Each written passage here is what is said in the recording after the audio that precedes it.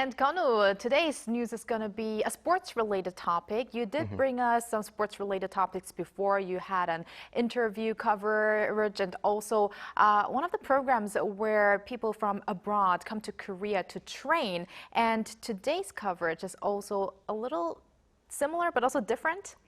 That's actually true. And as you mentioned, I did bring a topic related to how these young athletes come to Korea to train in winter sports under the legacy project of the 2018 Pyeongchang Winter Olympics. And this time, I brought a summer version of this.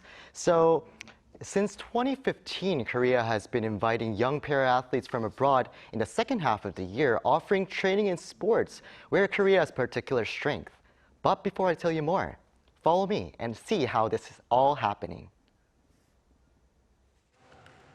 Running at full speed without falling, drenched in sweat but still smiling.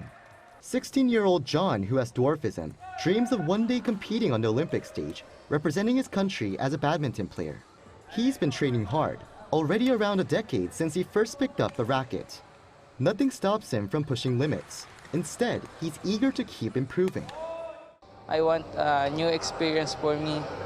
Korea is more advanced in training, and they giving knowledge for all players. They have so much respect for others. I like that. John is one of around 60 participants from 16 different countries who came to Korea this summer to take part in the annual International Parasports Youth Camp in Icheon, Gyeonggi-do Province. And determination was shown across the court, where shuttlecocks flew rapidly, with players, some in wheelchairs, moving back and forth with precision and speed. This year's program not only features badminton, but also powerlifting and archery, offering young athletes with disabilities the opportunity to train and dream big.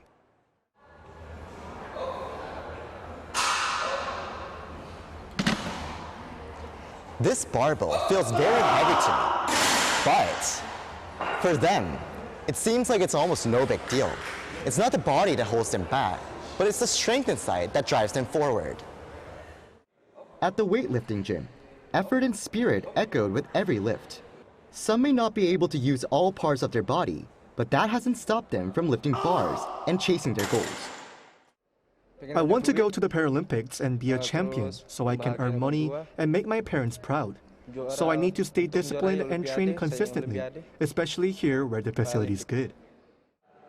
Even when facing physical barriers, these young lifters stayed focused and consistent. Korean archery powerhouse is also sharing its expertise with these future champions. Coaches are helping the participants to adjust their posture and techniques. Just like everyone's bone structure is different, each person's disability and range of movement also varies. So we teach them based on each athlete's condition and strength. Even for complete beginners, we structure training step by step and make sure it's fun and sustainable. In the end, what matters isn't the physical ability, but the will. And with that in mind, these young athletes continue to run, lift, and aim toward their dreams. Okay, first of all, Kun-woo, I know you're very occupied, busy with all of the wonderful coverages that you bring, but I wish you had more time to exercise. Anyways, I hope so too. Jokes aside, Kun-woo, earlier you mentioned that this Parasports camp has been around since 2015, so basically a decade. So have there been any fruitful results out of this camp? There have been some fruitful results, as the Korea Paralympic Committee, the host of this camp, aims to nurture young athletes to advance to international competitions, including the Paralympics. And there have been some notable athletes already. They include Najwa Wayne, a female tennis player from Morocco who participated in the initial edition of the camp and advanced to the Tokyo Paralympics, and Iranian Darabi Mohammad Dereza, a male badminton player who participated in the 2022 camp and made it to the Hangzhou Asian Para Games. Many athletes are winning medals in national competitions in their home countries as well. This is absolutely great news that we can help out in this way as well. But the interesting thing is, I heard this camp is more than just training, right? That's true. So as the camp also provides a meaningful experience to meet and hear from sports stars, it's actually providing much more. And I spoke to a former Korean Paralympian in Nordic skiing who met with participants this year to share his experience on how challenging his journey was. Coaches and experts, someone who came across from the Olympic or other non-disabled sports, they do not understand and they do not have any experiences in that. I have to use equipment for a sitting ski.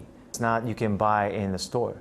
I do have to put my energy and effort to find right positions and angle and the sitting equipments.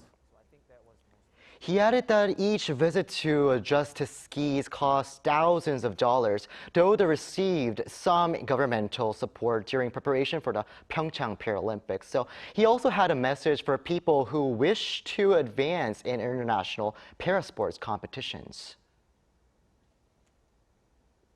Exercise is medicine. We cannot ignore. It is what we have to do until we go into the grave, which means consistency.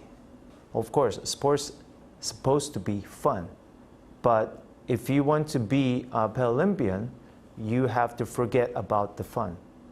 You have to adapt and you have to understand it is not easy.